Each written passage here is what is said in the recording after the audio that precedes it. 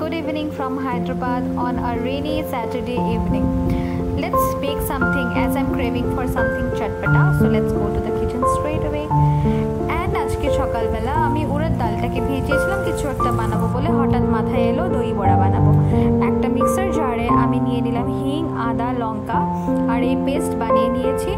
এরপর কড়াইতে ভালো করে তেল দিয়ে বড়া বানিয়ে নিয়েছি। আমার থেকে অলমোস্ট 10 থেকে 12টা পিসেসের বড়া হয়েছিল। আরেকটা পাত্রে আমি ভাজা মশলা তৈরি করব বলে জিরে দিয়ে ঢেলে নিলাম। এরপর সেটাকে তৈরি করে সাইডে রেখে বড়াগুলোকে যেগুলো ভাজা ছিল সেটাকে আমি ঠান্ডা জল আর নুন দিয়ে একটু দেরির জন্য ভিজিয়ে রেখেছি যাতে একটু স্পঞ্জি হয়ে যায়।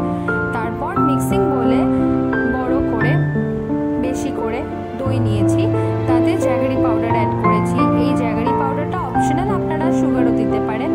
তারপর তাতে একটু নুন দিয়ে যে বড়াগুলোকে আমি ভিজিয়ে রেখেছিলাম সেই বড়াগুলো একটু স্পঞ্জ ওয়াটার ফ্রি করে তারপর সেটাকে আমি দইতে দিয়ে দিয়েছি।